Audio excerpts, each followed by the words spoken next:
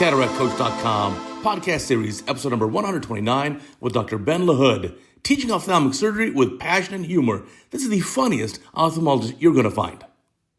Welcome back to our Cataract Coach podcast. Today, I've got a very special guest, the funniest ophthalmologist I've ever met in my entire life. That is Dr. Ben LaHood, originally from New Zealand, but now in Adelaide, Australia.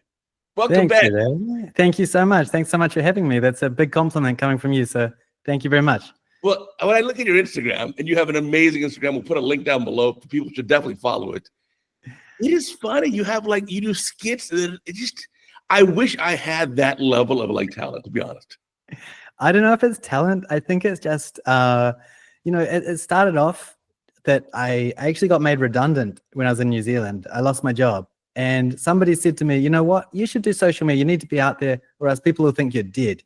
And I thought, okay, I'll get out there. But then you start posting, you start putting some stuff up and your friends think, you're a bit cheesy, I don't know. And then you get over it and you just start doing what you enjoy and it's fun.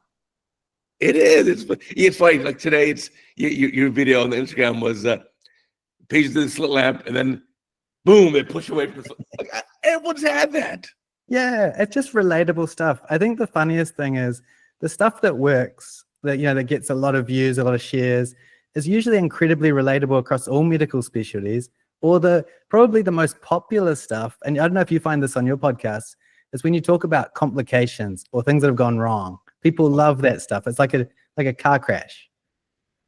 Yeah, in fact, if I look at the analysis of CataractCoach videos, and I'm almost at 2,700 videos. Yeah. Generally the most popular videos are complications. Yeah. There was a time when I was lasering a floater. I used to do floaterectomy. I don't know what you call it. Anyway, laser floater lysis. And I accidentally lasered the retina. And, blood's coming towards you. It looks horrendous because it's all, under the microscope. I talked about that on a podcast. I've never had so much feedback of people saying, look, I'm so glad you said something. I've done some terrible things in my life too. And it was just nice to hear someone honestly say that they messed up. Well, the funny part is, our patients are expecting 100%. That's humanly possible. If you look at any other sport, you look at basketball, if someone shoots 90% from the free throw line, you're like, wow, they're so good. No. Your patients don't want 99%. They're demanding 100. Oh, totally. It's like when you tell someone there's a complication risk, 1 in 1,000, that, oh, I don't know about that. I'm not sure if I should go ahead with it. And you think, wow, that's pretty slim odds, So, yeah, we're used to working in 100% or zeros. Yeah, it's a little crazy. I mean, sometimes patients are worried about those ultra rare things like the endophthalmitis risk. Or I said, you know what? I'm in Los Angeles, so I could say, we also could have the big earthquake and the building could crush all of us to death. Just to reassure you. Yeah. I mean, you just never know. Or, honestly, you have a higher chance of dying in a car accident on the way to the surgery center than you do dying during surgery. Yeah. Oh, absolutely. I mean, my biggest risk actually is patients looking at my social media and telling me, I don't want you doing my surgery. You're too stupid. But I think that one of the funny things is I've got a lot of patients that follow me on social media. I'll put up a meme, something I think's funny about, say, dry eyes. I'll get a million messages from patients saying, that was me, wasn't it? That was me. And I'll be like, yeah, it was. To be honest, it was you. Oh, that's too funny. But no, your social media, you're actually very talented. Comedians are some of the smartest people. So to have that really sharp wit is a rare thing. Something I always wished I had. But boy, you have it. And I'm going to tell you, in person, you're the same. That's the amazing part. Well, I think that's the key to life, Uday, is, I've got a lot of colleagues who they've got work mode and they've got away from work mode. I feel like I'm the same person. So I think it's quite nice because when people turn up, they get exactly the same person they've seen on their little screen or whatever. I had someone today turned up to their clinic and he said, you actually look like your picture. And I thought, that's actually really nice to hear because I'm sure you've had this where you're standing on a podium somewhere, you look up behind you, there's a giant Photoshopped picture of you looking 20 years younger and looking all Photoshopped and beautiful. And you think, oh, they can actually see the comparison. I hate this. I hate when there's a Photoshop picture of me. So that was nice. No, for sure. Yeah, sometimes my headshot that I give out is my one from high school, so I look really good. Hey, you still look the same. I know. Now, interestingly, I realized when I met you in person, we gave lectures together recently in the Philippines, Yeah, that you actually are not an Australian. You're a Kiwi. You're from New Zealand. I'm a Kiwi. I am. So I feel like the relationship between Kiwis and Aussies is maybe similar to Canadians and Americans, where Okay. it's kind of like a bit of banter, kind of like your little brother. You Right. love them, but you give them a hard time. So I think, when I first got here, I would have whole clinics where I would have patients say to me, "I've got to be honest, I can't understand what you're saying. Like, I actually can't understand your accent." And I thought, we're not that different, but we do have a few words, there's a few terms where, like, fish and chips, or, there's certain words where an Australian will automatically recognize you. So I find it funny. Sometimes I'll say to a patient, "Look to your right," and they understand me.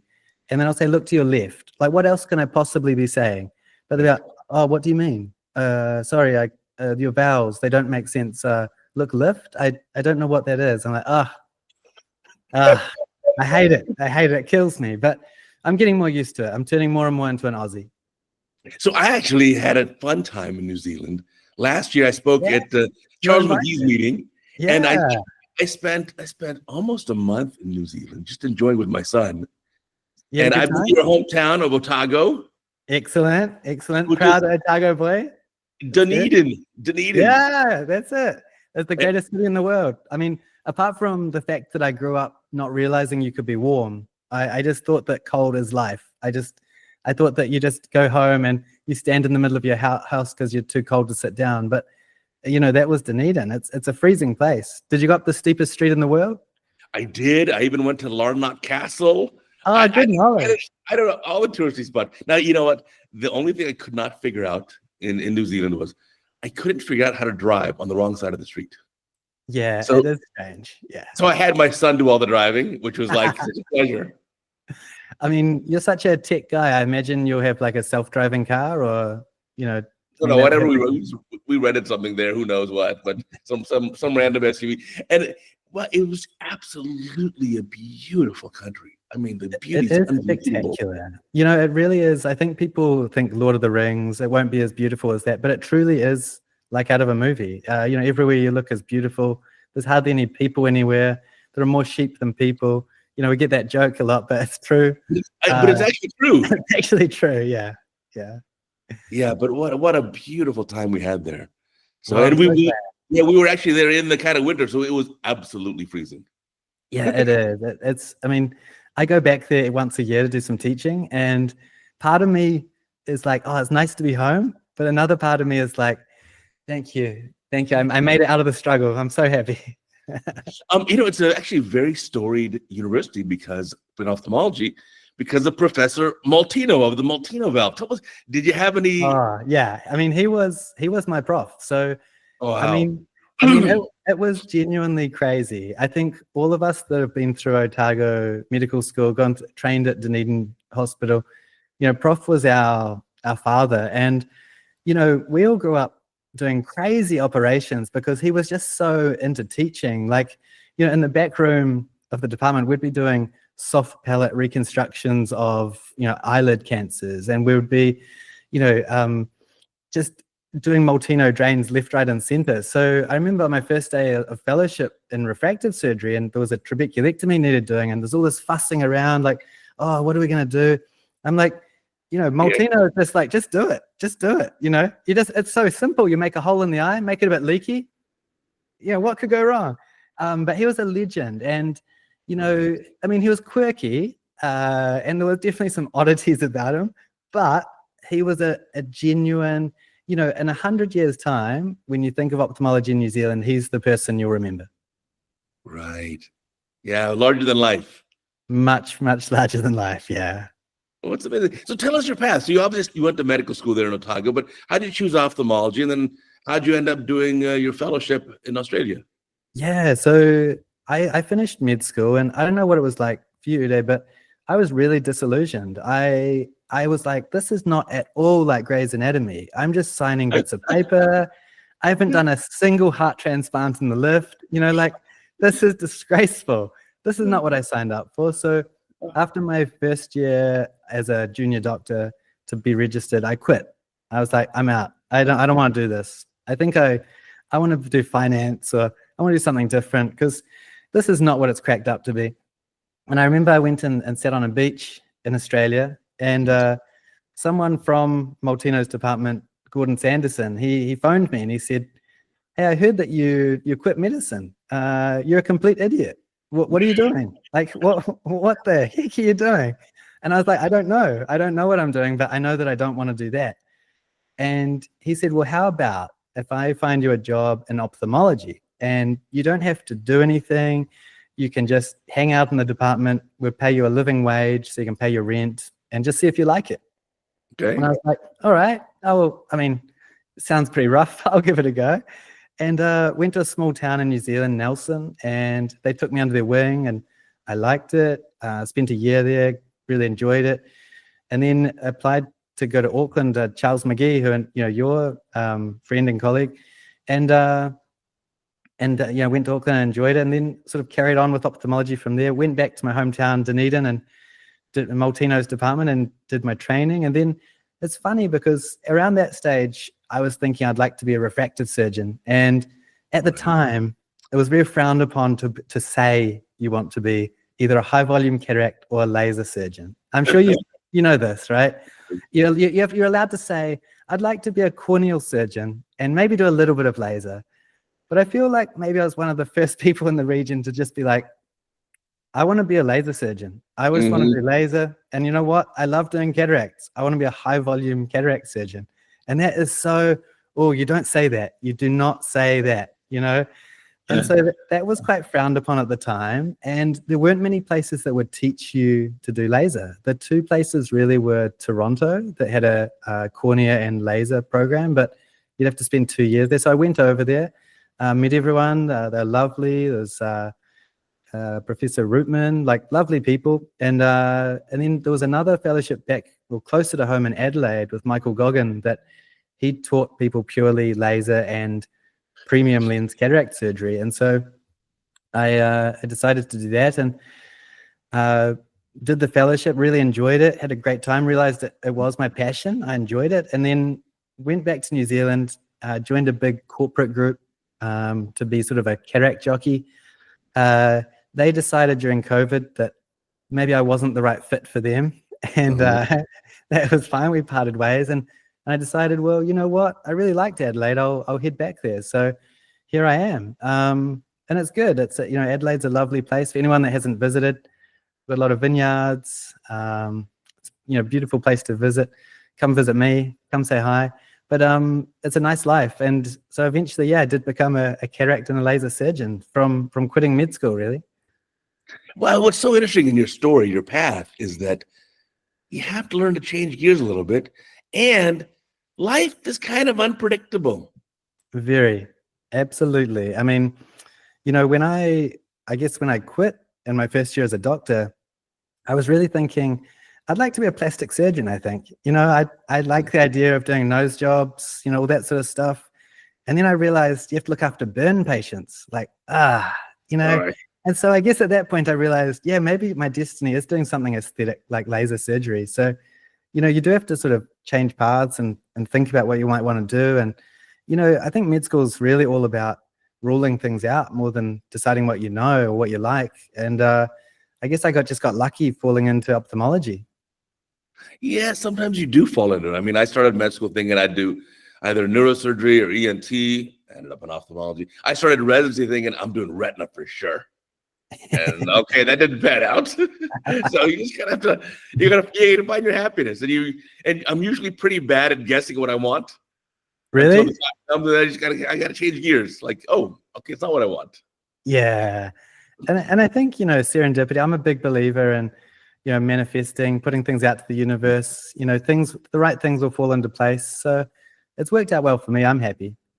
Yeah, I think you're right. I mean, the older I get, the more I realize, like, sometimes you just got to roll with it. And don't worry, if it's not working out, it'll work out in the end, and just give it time. Yeah, there's that saying, it'll work out in the end. If it hasn't worked out, it's not the end. Exactly. But I love how you just changed gears then, and then it is what it is. Yeah, So very much. And I suppose, living somewhere like Adelaide where it is a bit slower, it's not LA, it's not Sydney, it's not New York. It does give you time and space to pursue other things. So, social media has been a lot of fun. Travel a lot like you. We're always meeting all around the world. Me and you, we're somewhere talking to someone. So, you can make your own fun. no, for sure. You have a lot of fun projects too. I know I'm a fan of your Against the Rule podcast with Nick Andrew. Yes, yeah, that was great. Yeah, my CataractCoach video of the day for tomorrow is actually a Nick Andrews video about how he does the hydras. I love that. Yeah, I mean, Nick Andrew has been an amazing colleague and friend, and we started that podcast when we were basically, I think, we were both doing fellowships, and we just really felt like there wasn't something out there that was kind of raw, a little bit unfiltered, a little bit of banter, and just actually like honest chat, and where we could really hone down on a topic and nitpick it, but at the same time just be two guys chatting. And it really kind of took off. Like a lot of people, I think, related to it because we talked about a lot of things that just you'd see, you'd do, but no one would really discuss. And I think that really hit home with a lot of people. And he's done really well. He's on the Gold Coast in Australia. He's got a young family and a busy practice now. And I think that's taken a lot of his time. So our episodes have become further and further apart. I do not know in any way how you put out a video every day, Uday. You know what? There's a fine line between passion and crazy. And I'm somewhere in the middle. But yeah, that's another thing people don't realize. So even to this, it's 10:30 at night for you. It's 6 a.m. for me. Yeah. We've got to schedule the time. It is not easy to do this. It's and not. For me, a video every day is so much work. It's so much work. And I'm sure you get asked the same question as well about work-life balance, right? And I feel like I'm a broken record, but I'm forever saying, if you want to achieve great things, they take great sacrifices. And, it's not so much about a balance, but it's where do you want to put your energy? So, for me, I enjoy making some skits. I enjoy making a surgical video and editing and doing all that stuff. Maybe I don't put as much effort into other things in life. And so I think it's not so much a balance. You don't have to have a perfectly balanced life. Like I'd say work and the sort of branches off from work, like the videos, the talking, the travel, it takes up a lot of my life, but I'm quite happy with that. So I don't think you have to have a perfectly balanced life, personally. Right. I think you're correct. I think you got to figure out what's best for you, what works for you. And it's okay then to change gears and switch that up every so often, for sure. Yeah, exactly. But yeah, for me, the same way. It takes a huge sacrifice. I mean, when I look back last year, I lectured in 21 countries. Oh my gosh, that's like the amount of time I spent on an airplane is unbelievable. I mean, with your putting up a video every day, are you ever scared with all the travel and things that you'll miss a day? There's a lot of pressure. So I normally run about a month ahead. So a month of videos in the queue. Although because I traveled so much in July, I took all of July off. I traveled for 5 weeks in Asia in July. That's so good. Yeah, I really enjoyed it. I was living my best life for sure. But I just kind of fell behind a little bit on the videos. So like as we're talking now, it's a Friday. I don't have Monday's video ready yet. I like it. I work best under pressure. I mean, my two gears are either extreme procrastination when I've got no pressure on, or extreme work when the pressure's on. And they're only my two only modes. And I think all of us, or most of us, work best under a bit of pressure. Yeah, for sure. But I mean, I am happier though when I have like a buffer of a few weeks of videos. Like, yeah. But I gotta, for sure, I gotta crank out some videos today. It's Friday. I'm gonna be working on my laptop the entire day. Yeah, I can understand. I mean, I like the idea of having things queued up. I don't know if you remember a guy on YouTube that went viral. He was talking about the double rainbow. He was like, double rainbow, I'm so happy. This just amazing guy. He'd passed away, and they realized that he had about 4 years worth of videos lined up because he knew his health wasn't so good.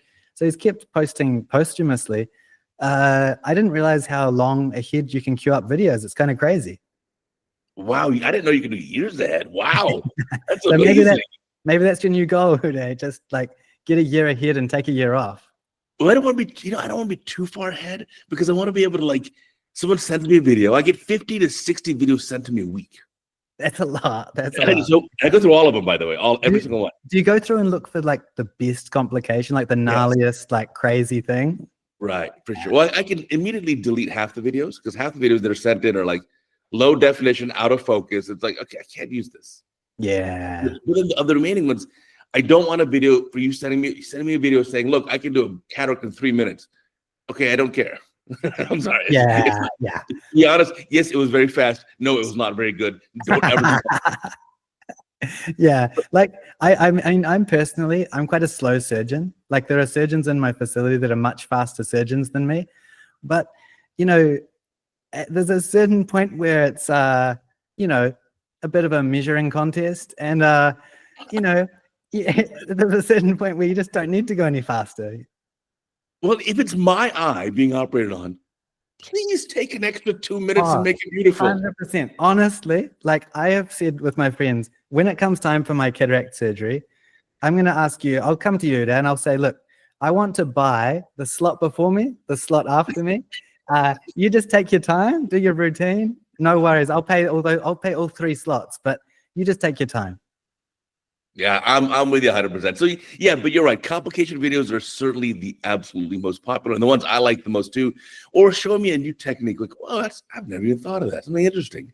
Yeah, that's cool. Actually, I really loved your presentation in Manila, where you were going through some interesting cataract complications, and then you were asking, what would you do at this step? What would you do here? And you put together as a video.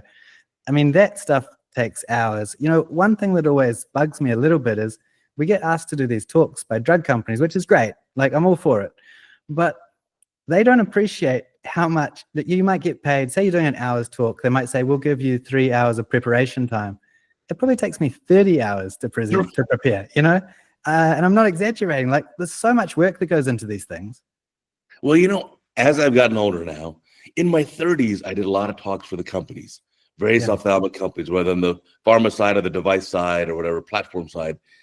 I don't do that anymore. I just don't. You're your own brand now. You are a brand. Well, it's just not worth the time. As you were saying, it's a huge time commitment. And let me just do things my way. I want to do what I want. I don't have any disclosures about that stuff. And then I don't want to have any restrictions. Yeah, that's true. That's true. It is funny because I do a bit of stuff for different drug companies. I always think when I'm about to talk, they must be like, oh, I don't know what he's going to say, because I think part of my, I guess, without sounding cocky, I think part of my appeal has always been I'm quite honest. Like, I'll give like an honest opinion about something. Yeah, and I always worry that they're going to be like, oh God, what's he going to say? Like, we should never have asked him to talk about this. But I think it just comes across so much better if you can talk about the positives and the negatives. I think the days of saying, I work for Alcon products are the best, I don't use any other products, I think those days are dead. For 100%. For sure. But you know what? Well, that's one of the things, to your credit. You have great credibility. And if you're a young ophthalmologist who's listening and you want to be on the podium too, please, we encourage you. Yeah, totally. Keep in mind, it will take you 10 years to build credibility, but 10 minutes to lose it. It's so true. It's so true. Like I do a lot of work with Rainer, as you know, and I got in trouble with them not that long ago when on a podcast I was saying, say hypothetically, I was having a wedding and it was an industry sponsored wedding. I said I would probably ask Alcon to do the invitations because they're very good at marketing, and I would probably ask Zeiss to make the rings because they're very good at manufacturing, and I would ask Rainer to host the bachelor party because they're very fun. And in Australia, that would be seen as the greatest compliment you could possibly pay to someone. Right. That didn't go down so well with the company. So, I do also realize that as you get a growing audience, and I'm sure you have this too, you probably think a little bit more about what you say and the repercussions of it. And so I guess I'm still learning that. Yeah, I mean, listen, there's a delicate balance, but the reason why I think I enjoy hearing you speak so much is, number one, it's going to be something good. You're going to have some very good educational points. It's not going to be a commercial. Yeah. You're always good about teaching something good, important. Second, you're going to be funny. I'm going to be entertained. I'm going to enjoy it. It's going to be an enjoyable process. And then third is like, you have super high credibility. Because I don't quite know what you're going to say, It's why I like you. If I know Good. your message already, I don't even want to listen. Oh, I love that. That's really important to me. I think that would be my advice to anyone that is wanting to get up there on stage and do these things is, I mean, I think you have the same ethos where it is entertainment. You know, it is still, you are still a gladiator in the ring. You do have to entertain. Otherwise, why are you up on stage? You know, you could read it in a journal, read it in a book.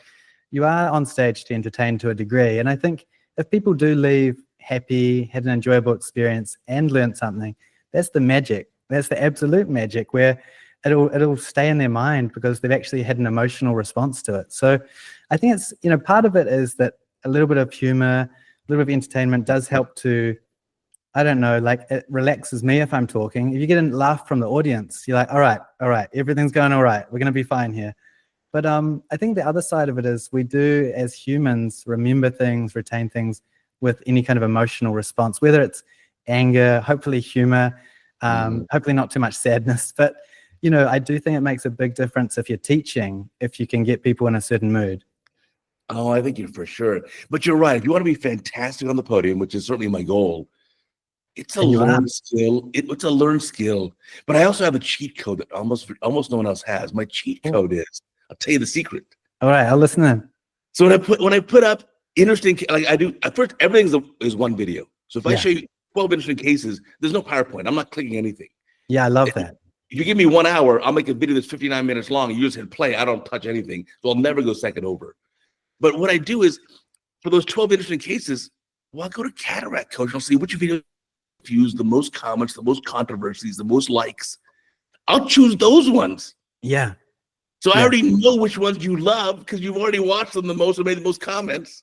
And it makes so much sense. It's perfect. It's kind of like, you know, Lego. They have different sets where you build different things.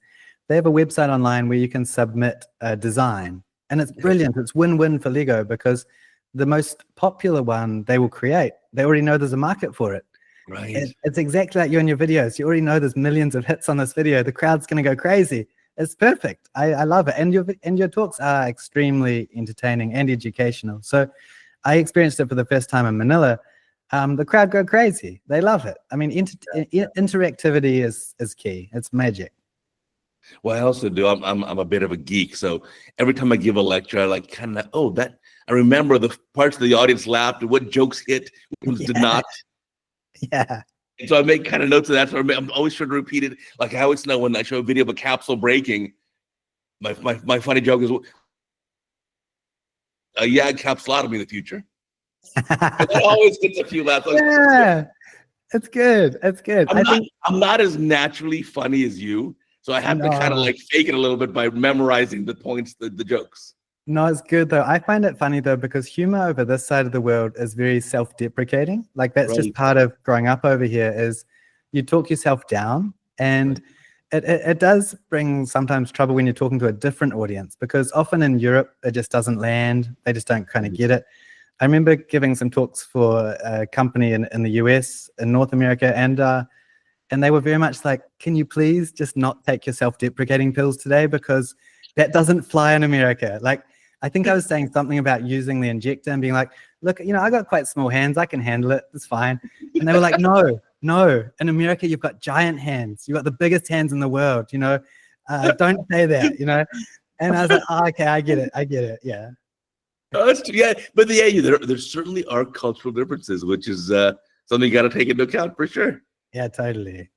For sure. But no, it's a fantastic time. The other thing I also realized, I've said this before on our podcast here, is that if you want to be a key opinion leader, we all who do this welcome you. We love more people who are doing what we're doing. We'll love you to join us. But you can actually just be yourself. You don't have to copy anyone. That's the coolest part. Yeah, it's true. It's true. Like, I think just be yourself though, you know, I think if you're genuine, like a lot of people always ask me advice about social media, you know, like, what should I do? What should I put out there? How did you come up with this idea? And I'm like, you've got to be genuine because the worst thing in the world, I think, would be like, I'm sure that when people come and see you in clinic, they see you, like it's you, you know, they see a cataract coach.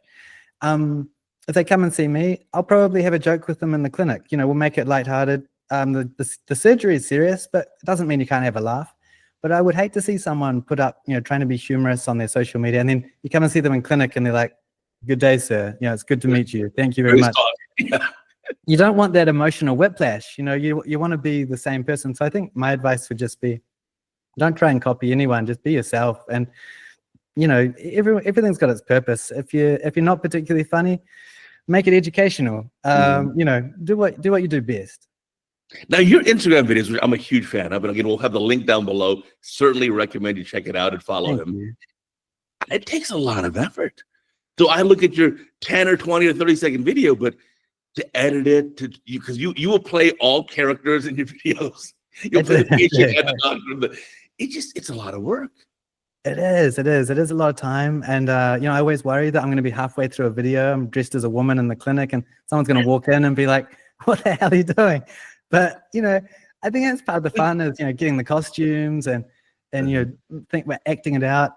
I always try not to make it in any way sort of offensive to anyone. I think they're usually real stereotypes, the old patient that wants to show you all their glasses, or, that sort of thing where it's like everyone relates, everyone knows that patient, and it's not someone too specific. I'm always a little bit wary of making it too oddly specific so that person knows that it's not them. Right. What I love too is, "Oh my gosh, you're the best surgeon. I love my vision. I'm so happy. Here's a 4-star review for you." And you're like, the hell? Yeah, I know. It reminds me of there's a famous Google review online that I've seen where there's a doctor and his review was from a patient. Dr. Devgan was great. He saved my life. Whatever it was, some kind of medical emergency, saved my life. 4 stars. And and the surgeon replied like, what did I have to do for 5 stars? I don't get it, So I don't know, our patients are funny. Like, I think one of my most popular posts has been writing fake Google reviews for patients, pretending that I'm allowed. Yeah, that went nuts, because I think every single doctor, not even doctor, anyone that runs a business was like, "Oh man, if I could write reviews for my customers, I would slate them. Like, I would absolutely punish them." But I mean, the truth is, we'd all love to write the truth about our patients and do all these things, but our hands are tied, and probably for a good reason. Right. I mean, that makes a lot of sense. Now, you also have other projects in the. What about your other projects? Yeah, so I'm excited about this. I've started a line of cosmetics, and they're going to be released this coming month. So it'll be basically the start of spring over here in Australia. And the idea was that I really wanted to, embarrassingly, this took over 8 years to create. So it's been a long time coming. It's been a sort of a dream of mine, a bit of a passion project. And I was seeing a lot of people that would have skin cancers around their eyelids, and we'd be cutting them out. Even back when I worked with Maltino, we'd be cutting out skin cancers, reconstructing lids. And when I'd talk to people, they'd say, "Look, I don't put any kind of SPF protection right near my eyelids because it stings, makes them water. I don't like it." And so I thought, well, can I make an eyelid product that wouldn't sting, wouldn't burn, wouldn't make your eyes water, but would offer some protection from the elements? And then I added some anti-aging properties, so anti-puffiness, fine lines, that sort of thing. So that's been my first product, is called Eyelid Defense. I've got some here. If I give it a plug. Yeah, for sure. Yeah, so it's going to be available online, drbenlahood.com, and it's probably going to be available, in September. So it's exciting times. I've got a couple of other products coming. There's a night repair cream and an eyelash boosting serum. So really excited, because it's taken so long to actually go from concept to reality. I went through the stages of trying to make things all natural and all of these different concepts, trying different products, iterations, formulations. And it just took a very long time to get something that was enjoyable, was sort of a bit of a primer finish, could be worn under makeup, but also was functional. So I'm excited, really excited. That's really neat. Wow, 8 years in the making. It takes a long time sometimes. Well, I think sometimes when you're doing something in your spare time, it's a long time before your side gig can become your main gig. And I think I'm still a long way from that ever being the case, but it's something I was passionate about. And I think there's that idea that, if you enjoy what you do, you'll never work a day in your life. So it hasn't really felt like work. It's been an enjoyable process, but it'll be really exciting to see it available, and even just holding it and seeing something that you've thought about coming a reality it's a big deal. Well, I think it fills an important part of the market because first people may not realize, like in Australia where you are, that's like among the world's highest skin cancer rates. Oh, it is. It's crazy over here. I mean, everything tries to kill you here, even the sun. But I was in hospital last year with a spider bite. Like it truly is. Everything over here is trying to kill you. But the sun in particular is brutal. And I think, when you go over to Europe and you're out in the sun all day, it's beautiful and lovely. Mm-hmm. You're out in the sun here for 2 minutes and you're pink. It's brutal. Super strong, yeah, for sure. I mean, I don't know what LA is like. Do you get burnt over there? Well, I'm lucky. I'm naturally brown, so I just get a little more tan. I very, very rarely get sunburned. But yeah, so when I go out, I do put sunscreen, like if I'm riding my bike. Good. But you're right. I mean, one of the big issues is like sunscreen just burns your eyes, even if it's not even on your eyelid, even if it's around your face, you start to sweat, and then it's just like stinging, and I hate it. It really is. And we had people, doing hot yoga, had people going to the beach for sort of focus groups to try it out, just to check that it doesn't actually leach into your eyes and cause stinging. It's mineral based, so it stays on your skin, doesn't leach in there, doesn't sting. So so far it seems really promising, and I think it becomes part of people's daily routine. I think people have got so much better at knowing they should protect themselves from the sun that a lot of people, as part of their daily routine, are just applying these products to their skin. So even though it's designed for your eyelids, if it's safe for your eyelids, you can put it anywhere. No, that's true. Wow, that's a neat product. I'll look forward to checking that out. Yeah, I'll send some over to you. But I mean, we'll put a link down below. I'd love to. I mean, unlike you, I've got Lebanese heritage. My dad's family's from Lebanon, and growing up, I was always I thought I had sort of like a nice sort of olivey skin. I feel like I remember there was a movie from Steve Martin, and he always imagined he was going to turn black one day. And I feel like that was me growing up. I was like, yeah, I'm sure I've inherited this olivey skin, but every time I go outside, I get pink, I peel, and then I go back white again. So I need to protect myself from the sun. Yeah, the years will catch up to us otherwise. Wow. Yeah. That's for LA especially. I think people are very into the cosmetic part of medicine. And as a result, they definitely want to have the sunscreen. They definitely want to prevent that. Yeah, I'll send some over to you, Uday. I don't know if you could live anywhere more cosmetic than LA. So if it works there, it'll work anywhere. Yeah, no, that's a fantastic idea. I'm glad you're doing that. I think all ophthalmologists should kind of have an entrepreneurial spirit. And we had a podcast even with Chris Tang, and he encouraged everyone to do something entrepreneurial in ophthalmology or even outside of ophthalmology. He designed shopping bags. Really? And he has a side business. He's now chairman of the University of Massachusetts Ophthalmology, and he has a side business where he makes and sells shopping bags online. I love it. It's just amazing. I mean, would you say that? I mean, what is your side gig, Uday? Because you've got a big practice. You've got probably the most famous online presence in ophthalmology. Do you have another side gig? I do a lot of things. I mean, I can't talk about them. So I actually do side projects in ophthalmology. My projects are, one is we have a business to do. We have multiple patents in the AI space. So AI to do lens calculations, AI to do refractive stuff, and other projects in the loop. I'm also now working with Horizon Surgical, which is developing the first robot, so robotic cataract surgery. That's so exciting. That's super exciting. It's really it's bananas. I can't believe how amazing it is right now. So that's for sure coming. Although, you should be careful though, Uday, because there'll be people like me that'll be sending you death threats because you're going to ruin my business, No. It just makes you a better version of yourself. Oh, it's not the robot doing the surgery? Well, imagine this. Let's say you can still drive. You're driving the robot.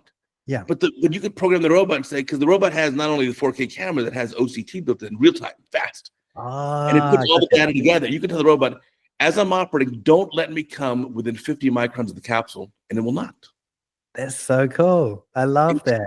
I mean, because cataract surgery does really lend itself to robotics. I mean, you're working in a confined space. You're doing the same procedure basically multiple times.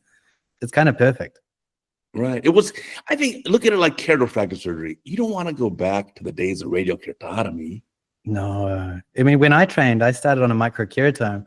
That thing used to scare the daylights out of me. Every time I'd put it on the eye, I swear the patient would be relaxed and I'd be like, I'd be like, oh, please let this work. I hope this works. Yeah. Yeah, if people who don't know, the microkeratome was to make the LASIK flap. It's basically an oscillating blade. It's a vibrating razor blade, if you will, that goes across the eye. You don't see the tissue as it passes, so it's completely blocked out of your vision. It's terrifying. It is a suction ring that gets the eye pressure to like 80 or 90 millimeters of mercury. So the eye is really hard, so you can get this thin flap cut. And as the microkeratome goes across the eye and comes back, you're just like, I hope it's gonna be okay. Like literally 100% of the time. Oh. It was just, and then afterwards, a couple of times I'd go to lift the LASIK flap. There's nothing there because the flap is inside the microkeratome. You cut the flap clean off, and you just, you have to remain calm. And you just, meanwhile your heart rate is going 300 beats per minute, and you're thinking, everything's fine, but in your mind you're like, everything is not fine. Everything is far from fine. So now when my LASIK patients will ask me, is there anything that could go catastrophically wrong? A full laser LASIK. I'll say no. To be honest, perhaps, if something bizarre happened post-operatively with an infection, something really strange, but routine surgery, no, there's not the same catastrophic risk that there used to be. Yeah, it's just totally new. So imagine this now. When you do LASIK, what did you do? What did the machine do? Right? You line it up. Okay, it cut the flap for you. Okay, you lifted a flap, but that's not that hard to do. Don't let the people know. Don't let the people know how easy it is, Uday. or even better, what about trans PRK? You literally step on a pedal. Totally. No, but I totally agree. And so do you think that this is the way that cataract surgery will go? We're going robotic? I think for sure, 100% robotic. And then whether it's automated, I think that's going to be in future iterations. But there's no reason why you can't automate many of the steps. Yeah, that makes a lot of sense. Oh, that's exciting times. And so I imagine that you're not allowed to say, but when will we see the first sort of commercial units out there? Yeah, who knows? Impossible to predict, but it's the same way. Like, you fly on the plane, they have autopilot, but you still want the human pilot, but you definitely want the human pilot to also have the augmented controls of navigation and GPS and safety measures and double check. I want all that for sure. Oh, absolutely. It's 100% true. I mean, you see the urological surgeons doing their prostate removal surgeries, the robots, doing the work. They're enjoying themselves, sitting, having a coffee. I mean, to be honest, that's how I want my surgeon to be. I want them relaxed and happy. I don't want them stressed out and hungry. So I'm happy with that.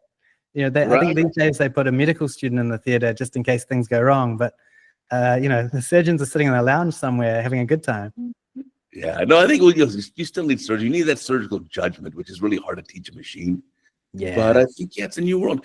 If you look at some of the AI stuff, wow, the AI stuff now, even just ChatGPT. Wow, oh my goodness, this is so good. Oh, it's brilliant. I mean, it's absolutely my therapist. It can give you holiday plans, all that sort of simple stuff. But I think the part where I'm missing, like I'm a pretty amateurish when it comes to AI, and the actual making my life easier part is the part that I'm missing at the moment. I'm using it like an enjoyable sort of helper, like a staff member, but I haven't got to the point where I feel like it's actually improving my life. Like I don't think I've delegated any tasks in my life.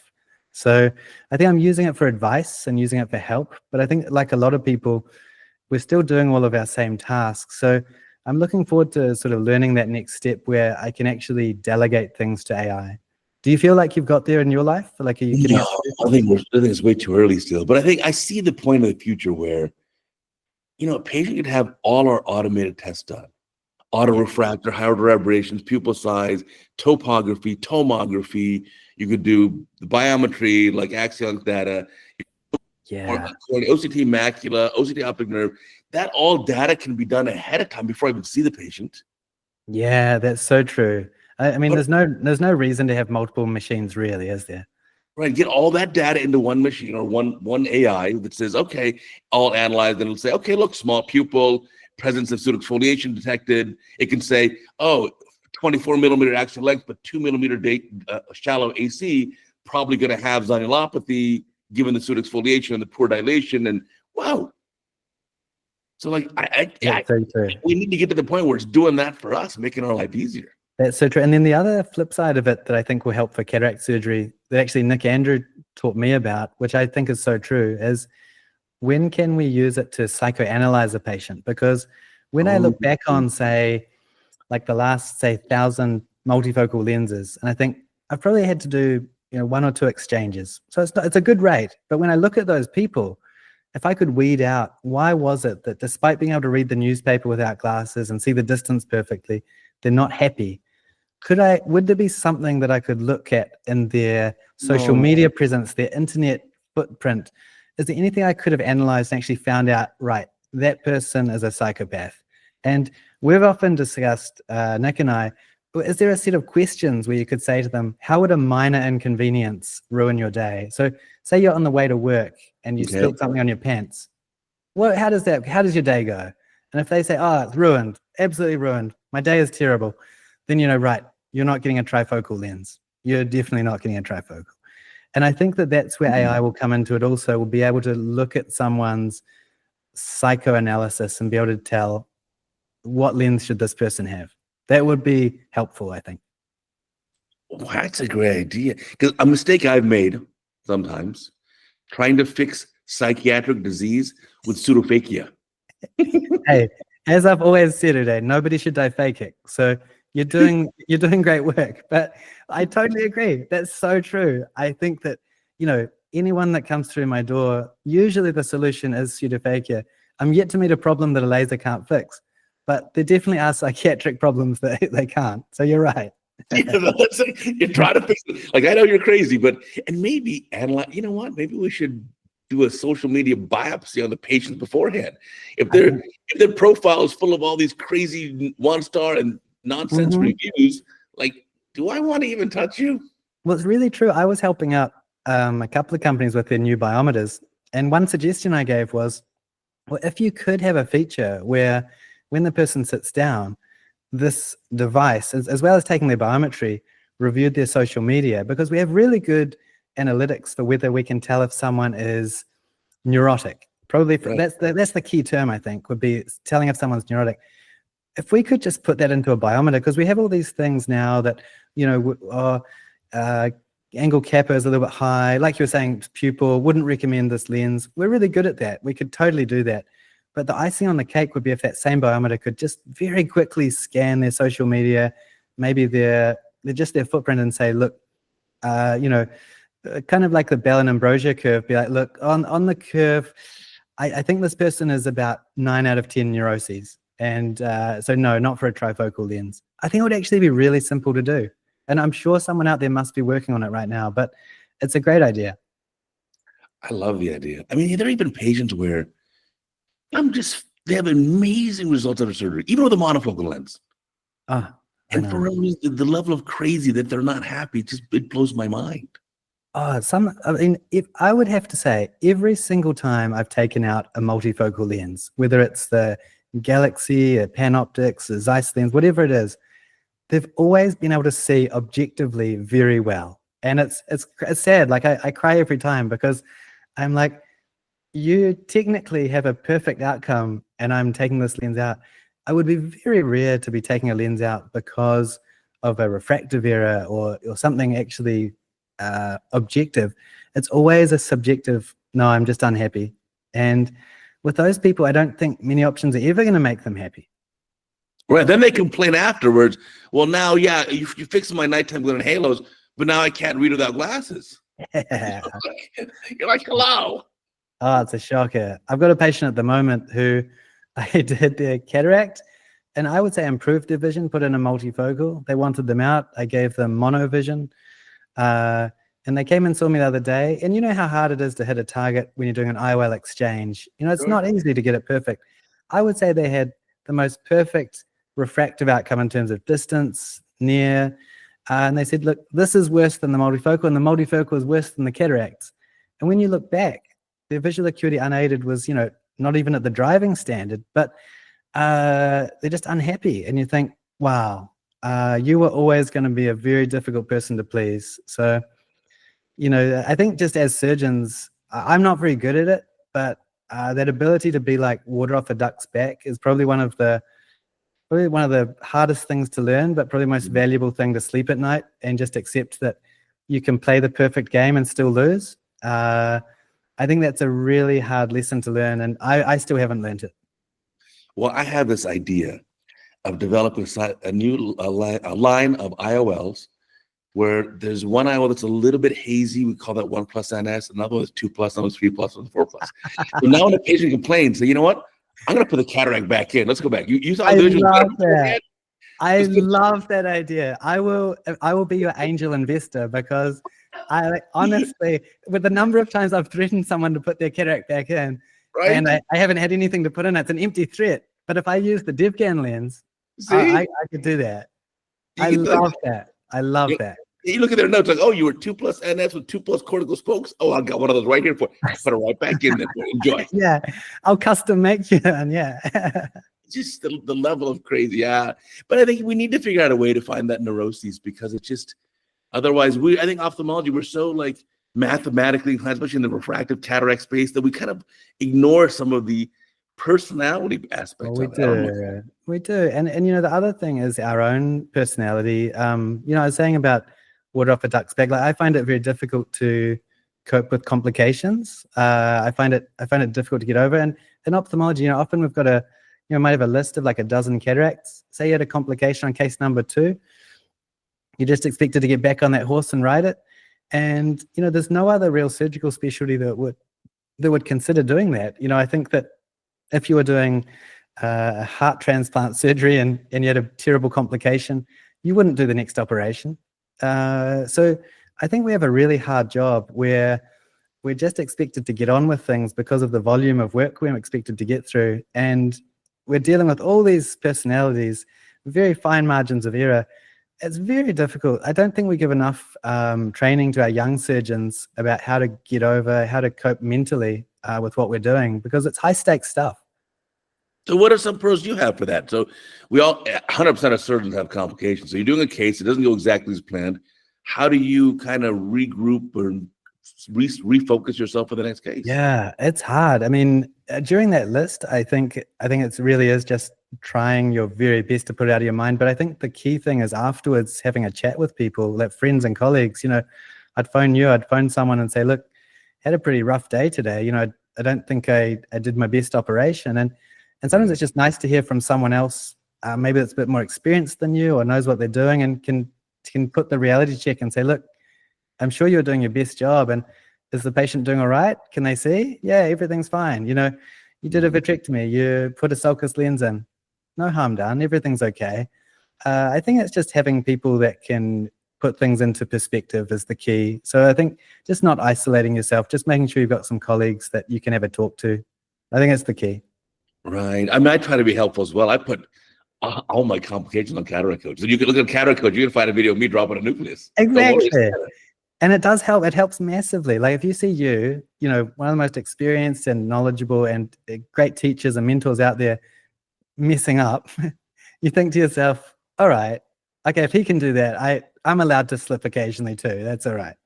But what's funny is, but you got to take into account the result of surgery is, half your technique and your technology and your skill, your hands. The other half is the patient tissues, their protoplasm, their anatomy, and their healing response. So in the case like I showed, I had a patient who was, of course, a nurse. Of course. I didn't realize, she never told me she had an interventional injection before. Of course. But interventional injection, of course, hit the lens capsule, and I just didn't see it in the pre-op or on the table. So I do a hydrodissection, and next thing you know, gone. Yeah. So it's like, well. But the good news is it all works out in the end. Like we said at the beginning of this podcast, in the end, it all works out. And if it's not working out, don't worry, it's not the end. She had the vitrectomy done, the pars plana lensectomy, and she was so happy after. She says, you know what the best thing is? She says, I have 0 floaters now. I was like, see? It all works out.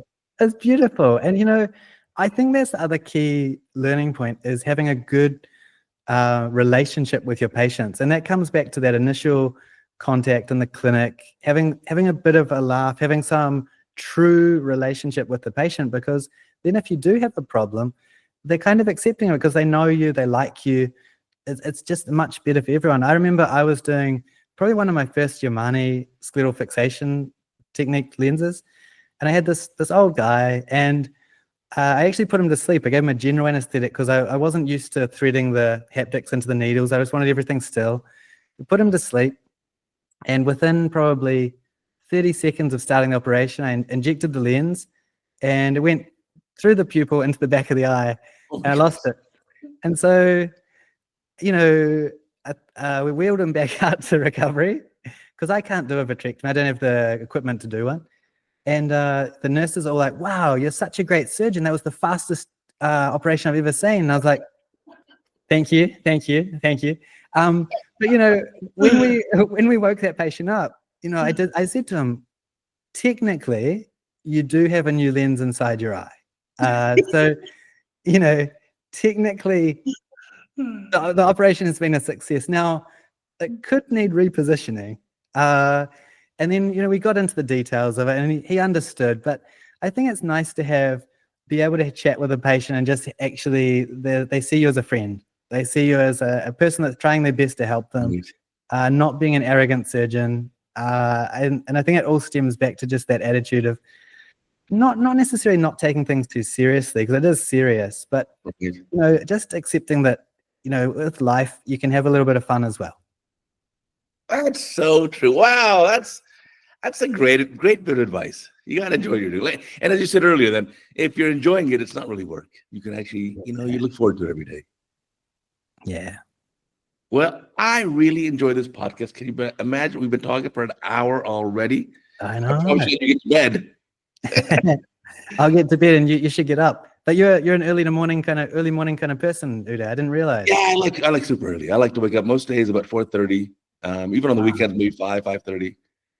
But so because Los Angeles traffic is so crazy, I actually get to my surgery center at a little after 5 a.m. and we start the first case at 5:45 in the morning. That's really impressive. I mean, is by like 1 p.m. So I'm done for the day. That's a great day. I love that. Either direction when I drive. Yeah, that's perfect. I like your style. You're living life well. It's impressive. Well, you slowly morph into it, I guess. We evolve over time into like what we actually want to do. And that's the other good thing with your careers, and as you've seen this now personally, you change gears every so often, you keep evolving it. And eventually, I tell you, as you get a little bit more experience under your belt, you end up having just like the perfect situation, perfect practice.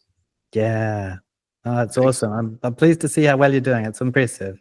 Oh, and likewise. So again, we'll put all the links below. I certainly encourage you to check out Ben's Instagram. My favorite, probably, ophthalmologist Instagram. It is so funny and educational at the same time. There are also links up below for if you want your podcast with Nick, and then also your new skincare line. And I'm definitely looking forward to trying that out. Awesome. Thank you so much for having me today. It's been great.